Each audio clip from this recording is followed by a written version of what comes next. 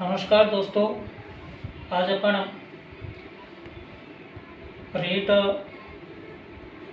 Exam की preparation को लेकर बात कर रहे हैं, जिसमें अपन आज अंग्रेजी विषय को देखने वाले हैं कि अंग्रेजी विषय में कौन कौन से टॉपिक हमारी परीक्षा की दृष्टि से महत्वपूर्ण है। आप सभी को जैसा कि पता है, लगभग 13 से 15 नंबर के हमारे टीचिंग मेथड्स आते हैं अंग्रेजी में, और ये टीचिंग मेथड के साथ साथ में हमारे लगभग जो लिटरेचर टर्म्स हैं, इसके अलावा फिगर ऑफ स्पीच वगैरह, फोनेटिक्स, हालांकि उनके सिंबल्स दिए गए हैं, तो अपन 1 बाय 1 करते हुए सारी चीज़ों को बड़ी डीपली और गहनता से पढ़ेंगे। आप हालांकि यूट्यूब वगैरह पर सारी चीज़ें देखते हो, इनके बहुत सारे कंटेंट आपको अवेलेबल हैं, लेकिन आपको इस चैनल के माध्यम से जो कंटेंट अवेलेबल करवाया जाएगा वो एक ऐसा कंटेंट होगा कि उसके बाहर कोई भी क्वेश्चन पुटअप होने वाला नहीं है। एग्ज़ाम के पॉइंट ऑफ व्यू से अपन आज जो चर्चा करने जा रहे हैं वो इंग्लिश टीचिंग की चर्चा करने जा रहे हैं। तो देखिए, अपन बात कर रहे हैं इंग्लिश टीचिंग।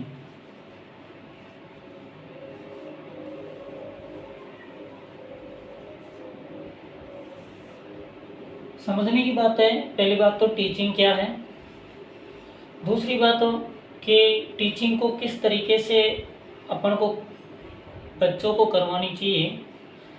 काफ़ी बार हम क्या है कि हर सब्जेक्ट को इतना डीपली अध्ययन कर लेते हैं जिसके बारे में हमको ये पता नहीं रहता कि वास्तविकता में हमें पढ़ना क्या है।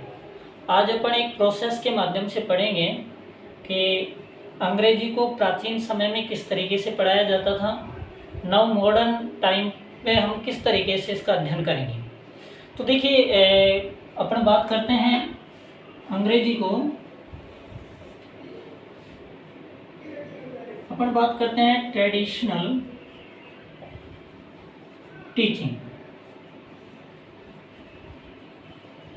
दूसरी अपन बात करते हैं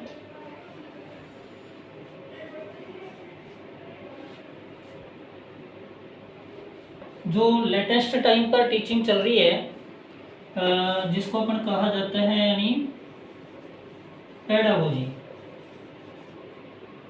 अगर हिंदी में कहे तो बाल विकास शिक्षा शास्त्र।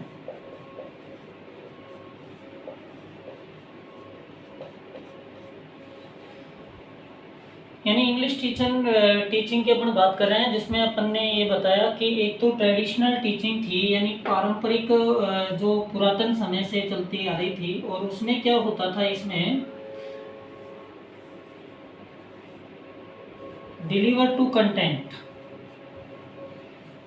देखिए, जो ट्रेडिशनल टीचिंग थी इसमें कंटेंट जो थी, अपनी विषय वस्तु थी, उसको डिलीवर की जाती थी, और जो डिलीवर की जाती थी वो की जाती थी टीचर के माध्यम से। यानी कुल मिलाकर अपन ये कहें कि टीचर के पास क्या होता था, सिलेबस होता था। उस सिलेबस के माध्यम से, उस कंटेंट के माध्यम से टीचर बच्चों तक अपना जो कंटेंट हुआ करता था, विषय वस्तु हुआ करती थी, उसको क्या करता था, डिलीवर करता था। कुल मिलाकर अगर अपन वन वर्ड में कहें तो ये कह सकते हैं कि टीचर सेंटर्ड प्रोसेस थी। यानी इसमें जो सेंटर्ड था वो टीचर था। जहाँ टीचर सेंटर्ड होती है, टीचर बच्चों को किस तरीके से मोटिवेट करता है, हालांकि अलग अलग उपागम हो सकते हैं, लेकिन ट्रेडिशनल में टीचर के द्वारा रोट लर्निंग पर प्रेशराइज किया जाता था। रोट लर्निंग का मतलब होता है कि भाई बच्चों को क्या किया जाता था, बच्चों को ज़्यादा से ज़्यादा रटने के ऊपर जोर दिया जाता था। यानी ये जो ट्रेडिशनल टीचिंग की अपन बात कर रहे हैं, इस टीचिंग के अंतर्गत क्या होता है, पहले आपको अच्छी तरीके से समझना है। अपन एक एक चीज़ को बड़े डीपली तरीके से समझेंगे और कोशिश करेंगे कि आपके मस्तिष्क में वो सारी चीज़ें एकदम सेट हो जाए। देखिए, अपन इंग्लिश टीचिंग की बात कर रहे हैं। आपको बताया कि इंग्लिश टीचिंग में एक तो होती है ट्रेडिशनल टीचिंग, एक होती है पेडागोजी। अभी अपन ने पेडागोजी की बात नहीं की है, अपन ने बात की है केवल ट्रेडिशनल टीचिंग की। ट्रेडिशनल टीचिंग में क्या होता है कि जो कंटेंट होता है उसको क्या किया जाता है, डिलीवर किया जाता है। लेकिन आपको ये ध्यान रखना है, ये जो कंटेंट को डिलीवर करने का काम करता है वो कौन करता है, टीचर करता है। यानी कंटेंट डिलीवर का जो कार्य है वो टीचर के द्वारा किया जाता है। जब कोई कार्य कक्ष में या क्लासरूम के अंतर्गत अधिक से अधिक जो एक्टिविटी यदि अध्यापक कर रहा है जिसमें बच्चे इंटरेस्टेड नहीं है, तो 100% वो जो टीचिंग है वो टीचर सेंटर्ड होगी। जहाँ टीचर सेंटर्ड है वहाँ रोट मेमोराइजेशन पर जोर दिया जाता है, रोट लर्निंग यानी रटने के ऊपर बल दिया जाता है। ऐसी स्थिति में क्या होता है कि जो बच्चे होते हैं, जो लर्नर्स होते हैं, भाषा के स्टूडेंट नहीं हो सकते, ध्यान रखना, भाषा के हमेशा लर्नर होते हैं। भाषा को पूर्णतया प्राप्त करना अलग बात है, लेकिन भाषा को हमेशा सीखते रहना चाहिए और इसीलिए भाषा के लर्नर होते हैं। अपन ने यहाँ जो बात की वो ट्रेडिशनल टीचिंग की अभी अपन ने बात की। अब अपन बात करते हैं कि पेडागोजी क्या होता है। इसमें क्या होता है कि किसी भी जो एक्टिविटी करवाई जाती है उसका फैसिलिटेशन किया जाता है, यानी कुल मिलाकर अपन कहे क्रियान्वयन, या फिर अपन कहे सरलीकरण। फैसिलिटेशन में भी कंटेंट होते हैं, यानी कंटेंट इसमें भी दिए जाते हैं, लेकिन फैसिलिटेशन के बाद में किया जाता है रिब्रिक्स,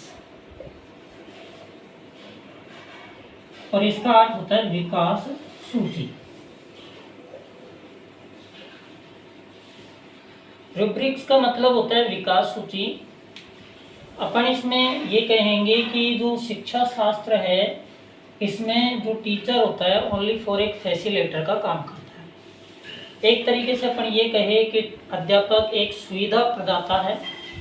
वो बच्चों को केवल एक्टिविटी में जो एक्टिविटी की जा रही है उसका टास्क देता है, बच्चे अपने आप उस टास्कों को करते हैं। यानी निर्माणवाद जो संरचना है, कंस्ट्रक्टिविज्म जो है, उसके आधार पर बच्चे अपने ज्ञान का निर्माण स्वयं करते हैं। बच्चे जब अपने ज्ञान का निर्माण स्वयं करते हैं तो इसमें ये जो मेथड होगा ये होगा चाइल्ड सेंटर।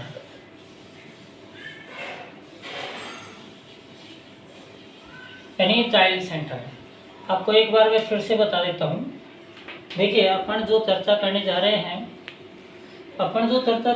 हैं वो इंग्लिश टीचिंग की चर्चा कर रहे हैं। इसमें अपन ने देखा कि दो प्रकार से टीचिंग होती थी।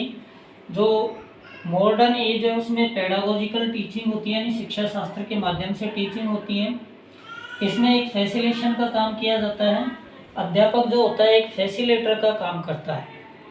जबकि ये जो मेथड होता है ये किस प्रकार का होता है, आधुनिक समय में जो टीचिंग है वो चाइल्ड सेंटर्ड है। अगर अपन परंपरागत टीचिंग को देखते हैं तो वो टीचर सेंटर्ड थी और इसके ऊपर रोट मेमोराइजेशन पर या रोट लर्निंग पर जोर दिया जाता है, यानी बच्चे को रटाया जाता है। अब अपन बात करते हैं इसके आगे।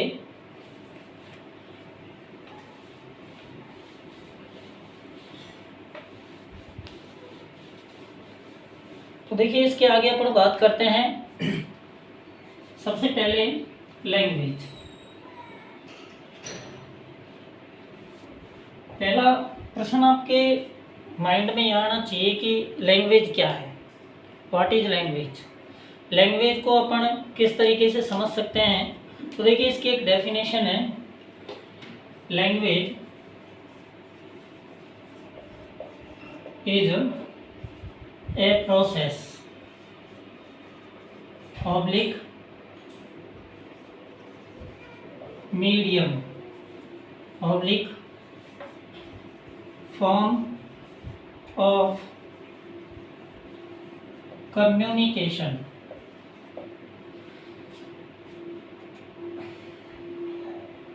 तो देखिए लैंग्वेज क्या है, ये हम क्या है बहुत बार काफ़ी क्वेश्चन पढ़ लेते हैं लेकिन हमारे माइंड में नहीं रहता कि क्या चीज़ है क्या नहीं है। आपको मैं एक चीज़ बता देता हूँ, यहाँ से एक बार एक क्वेश्चन भी बन चुका कि व्हाट इज लैंग्वेज, लैंग्वेज क्या है। प्रश्न ये बना कि प्रोसेस है या अन्य 3 ऑप्शन और थे। तो लैंग्वेज एक प्रोसेस है, एक प्रक्रिया है, कह सकते हैं। लैंग्वेज जो है एक मीडियम भी है, एक माध्यम है। माध्यम अपन कहे लैंग्वेज एक फॉर्म है किसकी, एक कम्युनिकेशन की, यानी लैंग्वेज के द्वारा हम क्या करते हैं, कम्युनिकेशन करते हैं। भाषा के रूप कितने हो सकते हैं ये अभी अपन डिस्कशन करेंगे, लेकिन उससे पहले जो आपको मैं बताने जा रहा हूँ वो ये है कि आखिर भाषा है क्या, कि हमारे जो विचार हैं वो दूसरों तक पहुँचे, दूसरों के विचार हम तक आए। ये जो प्रक्रिया होती है वो लैंग्वेज कहलाती है। यानी लैंग्वेज की अपन कहें कि language is a process oblique medium oblique form of communication, यानी हमारे जो संप्रेषण का माध्यम है, एक प्रक्रिया है भाषा। अपन कहें भाषा के कितने रूप हो सकते हैं, तो देखिए जनरली भाषा के मुख्यतः 2 रूप होते हैं, लेकिन भाषा के 3 रूप भी देखने को मिलते हैं। पहला रूप जो अपन बात कर रहे हैं वो होता है एक स्पोकन अपन कह सकते हैं, नंबर 2 रिटन, और नंबर 3 होते हैं गेस्चर्स। यानी हम अपनी भाषा को बोलकर अभिव्यक्त कर सकते हैं, लिखकर अभिव्यक्त कर सकते हैं। तीसरा संकेत, सांकेतिक जिसको कहते हैं, यानी संकेत के माध्यम से हम भाषा को अभिव्यक्त कर सकते हैं। ये जो प्रक्रिया है ये लैंग्वेज के फॉर्म है, यानी रूप है। अपन ये कहें कि लैंग्वेज के कितने रूप हैं, तो अपन ये कह सकते हैं कि हम भाषा को किस तरीके से अभिव्यक्त कर सकते हैं। अभिव्यंजनात्मक कौशल भी इनको कहा जाता है। हालांकि अपन देखेंगे अभी कि अभिव्यंजनात्मक कौशल कौन से हैं, ये भी अपनी अंग्रेजी में जो रखे गए हैं। एक बार फिर से देख लीजिए, अपन बात कर रहे हैं लैंग्वेज। तो देखिए लैंग्वेज की अपन जब बात करते हैं तो language is a process public medium form of communication, यानी संप्रेषण का क्या है, एक माध्यम है। जो लैंग्वेज की रूप हैं, काइंड्स ऑफ लैंग्वेज, कितने प्रकार की अपन कह सकते हैं कि भाषा के कितने रूप हो सकते हैं, तो मुख्यतः 2 होते हैं, जबकि इसको व्यक्त जो हम करते हैं वो 3 प्रकार से कर सकते हैं। जैसे स्पोकन है, रिटन है, गेस्चर्स है। आगे अपन बात करते हैं। देखिए अभी अपन टीचिंग मेथड तक नहीं पहुंचे हैं। टीचिंग मेथड तक पहुंचने के लिए आपको पहले कुछ टर्म्स का सामना करना पड़ेगा और आपको टर्म्स आनी चाहिए। तो अपन 2-3 जो टर्म्स हैं उनके बारे में बात कर लेते हैं। ये टर्म्स सब बच्चों को आनी चाहिए, अच्छी तरीके से जानना चाहिए। एक है फोनोलॉजी।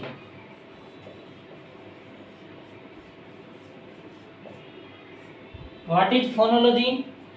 तो देखिए आपको ध्यान होना चाहिए फोनोलॉजी में होता क्या है।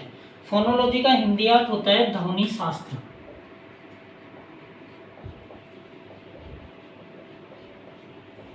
मीन्स अपन कहे ध्वनि शास्त्र का मतलब sound system of language, sound system of language. पहली जो टर्म्स थी क्या थी, देखिए आपको मैंने कहा कि सारी टर्म्स आनी चाहिए। तो पहली जो टर्म्स है वो है फोनोलॉजी। फोनोलॉजी को हिंदी में क्या कहा जाता है, ध्वनि शास्त्र। ध्वनि शास्त्र यानी sound system of a language, एक भाषा के ध्वनियों का क्या प्रकार है, उनका क्या सीक्वेंस है, ये हमें कौन से टर्म्स बताती है, फोनोलॉजी बताती है। दूसरी जो टर्म्स आती है जिसका नाम है फोनीम्स। फोनीम, इसको हिंदी में कहा जाता है सौनी। सौनी ये क्या होता है, आपने हालांकि साइकोलॉजी में इसको सारी चीज़ों को पढ़ रखा होगा। जो इसका अर्थ होता है ये होता है smallest unit of sound. Smallest unit of sound, यानी ध्वनि की सबसे छोटी जो इकाई है उसको क्या कहा जाता है? फोनीम कहा जाता है। एक होता है मॉर्फीम। मॉर्फीम का अर्थ क्या होता है?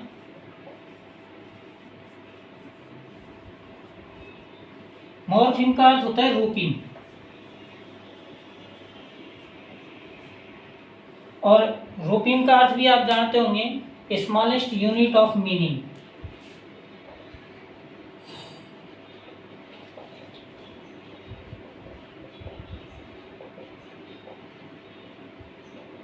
स्मॉलेस्ट यूनिट ऑफ मीनिंग, यानी मीनिंग की सबसे छोटी ध्वनि, अर्थ की जो सबसे छोटी इकाई है उसको क्या कहा जाता है? मॉर्फीम कहा जाता है। ये चीजें आपके माइंड में होनी चाहिए। एक टर्म्स और आपको याद रखनी है जिसका नाम है ये तो मॉर्फीम हो गया, एक है मॉर्फोनोलॉजी।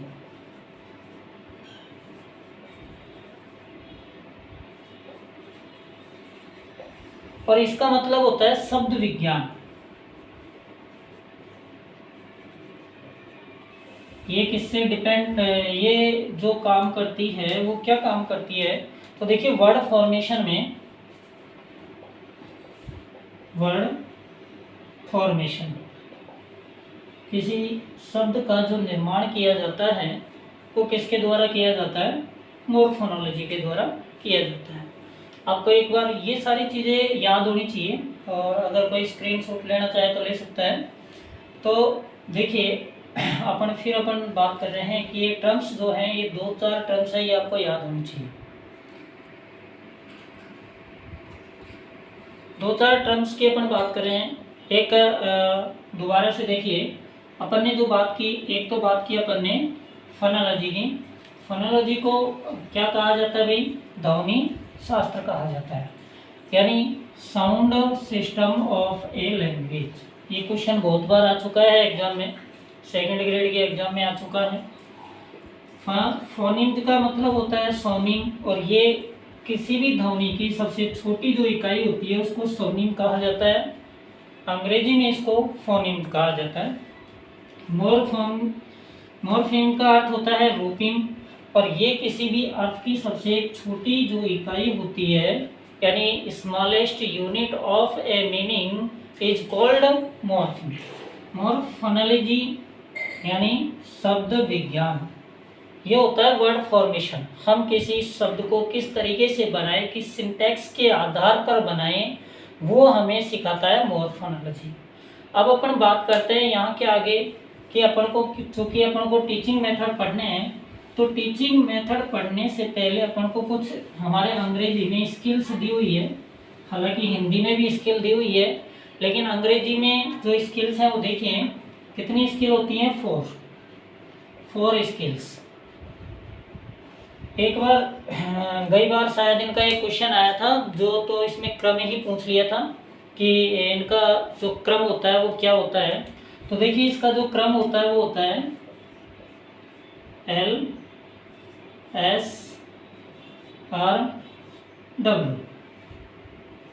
L means listening, S means speaking, R means reading, W means writing. यह हमारे स्किल्स हैं। तो देखिए, लिसनिंग मीन्स क्या होता है? यानी सुनना। स्पीकिंग बोलना। रीडिंग पढ़ना या पठन भी कहा जाता है, आपको पता है। राइटिंग लिखना या लेखन।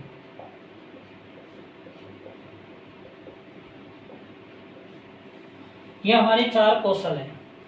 अब इसमें देखिए, 4 कौशल में जो 2 कौशल होते हैं वो तो होते हैं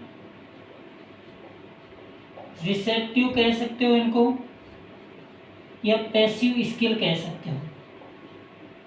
पैसिव स्किल। एक दूसरे होते हैं जिनको अपन प्रोडक्टिव कह सकते हैं,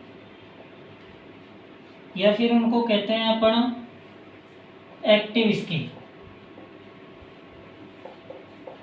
यहाँ से भी प्रश्न 2-3 बार आ चुका है कि रिसेप्टिव स्किल कौन सी होती है, पैसिव स्किल कौन सी होती है, प्रोडक्टिव स्किल कौन सी होती है और एक्टिव स्किल कौन सी होती है।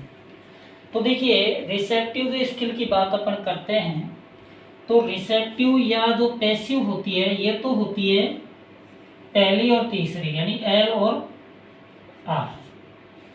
दूसरा प्रोडक्टिव या एक्टिव। प्रोडक्टिव यानी जिससे उच्चारण किया जाए, उच्चारण अभिव्यक्ति की जाए या फिर जिसमें व्यक्ति सक्रिय रहता हो, तो वो होती है एक तो स्पीकिंग और राइटिंग। एल मीन्स आप समझ गए होंगे, एल यानी लिसनिंग और आर यानी रीडिंग, स्पीकिंग और राइटिंग। ये आपको पता होना चाहिए कि एस और डब्ल्यू यानी स्पीकिंग और राइटिंग प्रोडक्टिव या एक्टिव स्किल में आती है, जबकि लिसनिंग और रीडिंग जो आती है वो किस में आती है, रिसेप्टिव या पैसिव स्किल में आती है। ये टर्म्स आपको याद होनी चाहिए। इसके अलावा एक बार आप फिर से देख लेना कि अपन ने बात की कि अंग्रेजी में 4 स्किल्स होती हैं। स्किल्स यानी दक्षताएं जिनके माध्यम से हम किसी भी भाषा को सीखने या समझने का प्रयास करते हैं। तो देखिए उसमें एक तो होती है लिसनिंग, एक होती है स्पीकिंग, एक होती है रीडिंग, एक होती है राइटिंग। इसके ये क्रम भी यही होते हैं 4 स्किल्स के। काफ़ी बार सीक्वेंस से पूछ लिया जाता है तो एल, एस, आर और डब्ल्यू। लिसनिंग, स्पीकिंग, रीडिंग और राइटिंग। लिसनिंग मीन्स होता है सुनना, स्पीकिंग मीन्स होता है बोलना, रीडिंग मीन्स होता है पढ़ना या पठन। इसके अलावा राइटिंग मीन्स क्या होता है, लिखना या लेखन कौशल। इसके लिए यानी कौशल या दक्षताएं अपन बात करते हैं। इसमें 2 रिसेप्टिव होती है स्किल और 2 प्रोडक्टिव होती है। जो रिसेप्टिव होती है उसी को हम पैसिव स्किल के नाम से जानते हैं और जो प्रोडक्टिव होती है उसी को हम किस नाम से जानते हैं, एक्टिव स्किल के नाम से जानते हैं। तो रिसेप्टिव में तो आती है लिसनिंग और रीडिंग और प्रोडक्टिव में आती है स्पीकिंग और राइटिंग। आगे अपन बात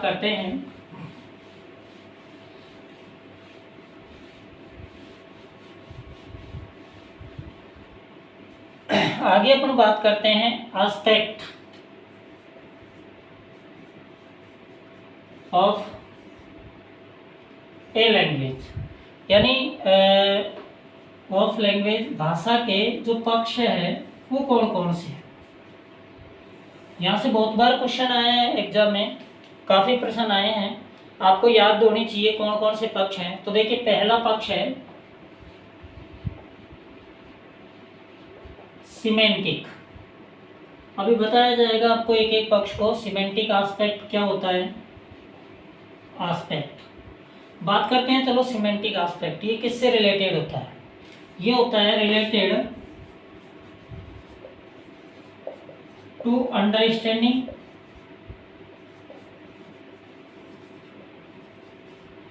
काफी बार अंडरस्टैंडिंग के स्थान पर लिखा आ जाता है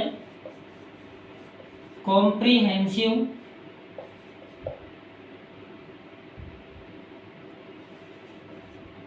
कॉम्प्रिहेंशन, या अपन बात करें कॉम्प्रिहेंशन या अपन कहें लिसनिंग। तो यानी जो सिमेंटिक एस्पेक्ट है वो किससे रिलेटेड है, या तो अंडरस्टैंडिंग या फिर कॉम्प्रिहेंशन या फिर लर्निंग। आगे बात करें नंबर 2, ये नंबर 2 पर है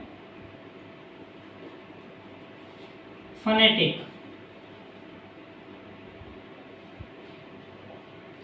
फनेटिक एस्पेक्ट,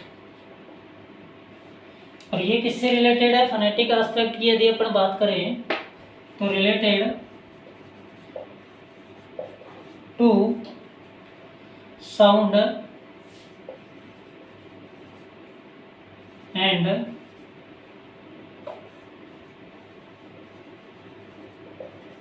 प्रोनाउंसिएशन, या अपन कहे स्पीकिंग।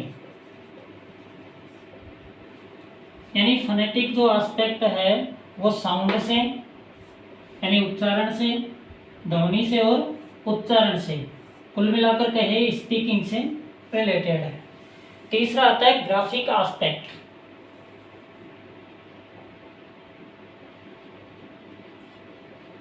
ग्राफिक एस्पेक्ट, जो ग्राफिक एस्पेक्ट है वो किससे संबंधित है? रिलेटेड टू रिटन, ये लेखन से। यहाँ बच्चे बहुत ज़्यादा कंफ्यूजन हो जाते हैं। ये ग्राफिक का नाम देखते ही उनको कंफ्यूजन लगता है, पता नहीं कौन से एस्पेक्ट से या लेखन कौशल से संबंधित तो होगा। तो आपको ध्यान रखना है ये राइटिंग या रिटन या राइटिंग भी अपन कह सकते हैं, राइटिंग जो कौशल है उससे रिलेटेड होगा। लास्ट बात करते हैं अपन फोनेटिक कम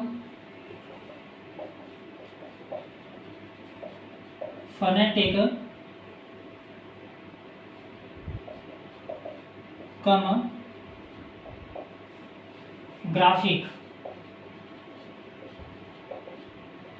एस्पेक्ट। फोनेटिक कम ग्राफिक एस्पेक्ट, और ये किससे संबंधित है? ये किससे रिलेटेड है? रीडिंग से, रिलेटेड टू रीडिंग। देखिए अपन यहाँ जो चर्चा कर रहे हैं ये सारे जो पॉइंट है, ये एक एक पॉइंट बड़े इंपॉर्टेंट है। एग्जाम पॉइंट ऑफ एग्जाम से अगर हम एग्जाम के व्यूज से देखते हैं तो यहाँ से अभी तक एक दो बार प्रश्न आ चुके हैं। सेकंड ग्रेड फर्स्ट ग्रेड तक में यहाँ से क्वेश्चन आए हुए हैं। तो देखिए सिमेंटिक एस्पेक्ट क्या है? ये रिलेटेड है अंडरस्टैंडिंग, किसी चीज़ को समझना, कॉम्प्रिहेंशन, लिसनिंग, ध्यानपूर्वक सुनना। फोनेटिक जो एस्पेक्ट है ये साउंड सिस्टम से, यानी अपन कहें साउंड सिस्टम से रिलेटेड है, या अपन ये कहें कि ये प्रोनाउंसिएशन से, उच्चारण से रिलेटेड है, या अपन ये कहें कि ये स्पीकिंग से रिलेटेड है। ग्राफिक एस्पेक्ट मैंने कहा ये बहुत ज़्यादा मोस्ट है। वो इसलिए मोस्ट है कि इसके नाम के अकॉर्डिंग ये काम नहीं कर रहा। जैसे ग्राफिक लोग इसको चित्रों से ले लेते हैं, ग्राफिक को रिटन रिलेटेड टू रिटन या राइटिंग यानी लेखन कौशल से संबंधित है। फोनेटिक कम ग्राफिक एस्पेक्ट ये किससे रिलेटेड है? रीडिंग से रिलेटेड है। आगे अपन चर्चा करते हैं एस्पेक्ट ऑफ लैंग्वेज के अलावा। मैं इनकी एक टेबल बना देता हूं जिससे आपको और भी ज़्यादा सरल या इजी वे से समझ आ जाएगा। तो देखिए एक तरफ अपन बात करते हैं स्केल की, दूसरी तरफ अपन बात करते हैं एस्पेक्ट की। अब आपको ये एकदम क्लियर आ जाना चाहिए। जैसे आप स्वयं भी टेबल को बना सकते हो। नंबर अपन बात करें LSRW। LSRW की यदि अपन बात करें कि क्या LSRW है, तो देखिए listening, speaking, reading and writing, ये हमारी स्किल्स हो गई। प्रत्येक स्किल्स एक एस्पेक्ट के साथ जुड़ी हुई है, एक पक्ष के साथ जुड़ी हुई है। कौन कौन से पक्ष के साथ जुड़ी हुई है तो देखना।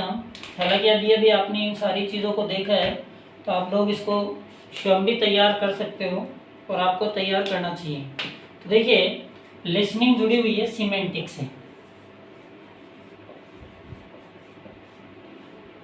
स्पीकिंग की बात करें किससे जुड़ी हुई है? फोनेटिक से। रीडिंग की बात करें किससे जुड़ी हुई है? रीडिंग की यदि बात करें किससे जुड़ी हुई है? ग्राफिक से। सॉरी, राइटिंग ग्राफिक से जुड़ी हुई है। और रीडिंग की यदि बात करें तो ये किससे जुड़ी हुई है? ग्राफिक कम, यानी ये जुड़ी हुई है फोनेटिक कम ग्राफिक। तो आपको ये पूरी टेबल याद होनी चाहिए कि भाई कौन सी चीज़ किससे जुड़ी है। इसमें से कोई भी प्रश्न बन सकता है। आपके दिमाग में आ रहा होगा कौन प्रश्न किस तरीके से बनेगा, तो आपसे ये पूछ लिया जाएगा ग्राफिक स्किल्स कौन सी है, which is related with graphic to graphic skills, यानी ग्राफिक स्किल से कौन सी या ग्राफिक एस्पेक्ट से कौन सी स्किल रिलेटेड है। तो आपको आंसर देना होगा राइटिंग। प्रश्न आ सकता है which is related phonetic come graphic aspect, तो आंसर क्या होगा, रीडिंग होगा। तो देखिए यहाँ तक अपन ने बात की। अभी तक अपन ने केवल इसके एक बेस को समझा है कि टीचिंग प्रोसेस क्या है। यदि अपन बात करें ओल्ड टाइम में, प्राचीन समय में किस तरीके से अध्यापन करवाया जाता था, उसमें टीचर सेंटर्ड हुआ करता था। आज की अपन बात करें, आज जो एजुकेशन है वो चाइल्ड सेंटर्ड है, यानी पूरी एजुकेशन डिपेंड करती है बच्चे के ऊपर। आज निर्माणवाद की प्रक्रिया चल रही है, जिसके तहत अपन ये कह सकते हैं निर्माणवाद के तहत कि बच्चा अपने जो ज्ञान है उसका निर्माण स्वयं करेगा। जब बच्चा अपने ज्ञान का निर्माण स्वयं करेगा तो यानी बच्चा स्वतंत्र है, उसको टास्क दे दिए जाते हैं, एक्टिविटीज दे दी जाती है, टीचर ओनली फैसिलिटेटर का काम करता है। यहाँ अपन ने काफ़ी चीज़ों की चर्चाएं की। धीरे धीरे अपन ने जो इसका एक तरीके से बेस था वो लगभग तैयार किया, और अपन ने ये देखा कि लैंग्वेज क्या है। तो अपन ने देखा लैंग्वेज एक फॉर्म है, एक प्रोसेस है, एक मीडियम है कम्युनिकेशन का, जिसके माध्यम से हम अपनी बातों को दूसरों तक पहुंचाते हैं तथा दूसरा व्यक्ति या सामने वाले व्यक्ति वो अपनी बातों को हम तक पहुंचाते हैं। मैंने कहा इसके कई रूप होते हैं, मुख्यतः दो रूप होते हैं। एक रूप की अपन ने बात की थी, तो हम मौखिक रूप से, लिखित रूप से या सांकेतिक रूप से। सांकेतिक रूप को वास्तविकता में गिना नहीं जाता, लेकिन होता सांकेतिक रूप भी है। अगर प्रश्न आ जाए कि लैंग्वेज के रूप कितने होते हैं, मुख्यतः तो दो ही होते हैं। बात करते हैं उसके बाद में अपन ने बात की कि इसकी कुछ टर्म्स हैं और उन टर्म्स को याद रखना बहुत ज़रूरी है। एक तो अपन ने बात की फोनोलॉजी, ध्वनि शास्त्र, यानी कहा जाता है प्रश्न इसका बहुत नॉर्मल वे से प्रश्न आ जाता है। जैसे कि आपने एक बार देखा हो 2016 की जो एग्ज़ाम हुई थी उसमें समाज से, हिंदी में समाज से क्वेश्चन आना था क्योंकि टॉपिक था। अब सिस्टम क्या हुआ कि तैयारी बच्चे इतनी डीपली या गहनता से कर लेते हैं कि उन्होंने बहुत अंदर तक प्रश्न को यानी तैयारियों को कर लिया था, और उसके बाद में प्रश्न ये बना कि समाज किसे कहते हैं। तो हम काफ़ी बार छोटी छोटी चीज़ों को नेगलेक्ट कर देते हैं, उनको याद नहीं कर पाते, उनको देखते नहीं, सोचते कहाँ से प्रश्न आएगा। ये क्या है कि हम लोगों को एक तरीके से बैक फुट पर ले जाने का काम है। कोई भी सब्जेक्ट हो, ज़रूरी नहीं अंग्रेजी, उसके प्रत्येक पहलू को, प्रत्येक पक्ष को बड़े ध्यानपूर्वक, ये बड़े अच्छी तरीके से तैयार करना है। और एक विल पावर होनी चाहिए तैयार करने के लिए। कोई भी चीज़ तैयार करे उसके आपके अंदर एक विल पावर होनी चाहिए, आई कैन डू इट, ऐसा बिलीव होना चाहिए।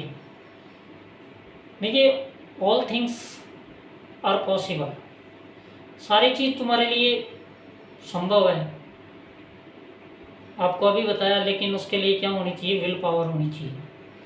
तो देखिए अपन जैसा कि बात कर रहे थे, फोनोलॉजी ध्वनि शास्त्र, और अंग्रेजी में कहे तो sound system of a language. एक भाषा का जो साउंड का सिस्टम है, ध्वनियों का जो एक व्यवस्थित क्रम है, उसको क्या कहा जाता है, फोनोलॉजी।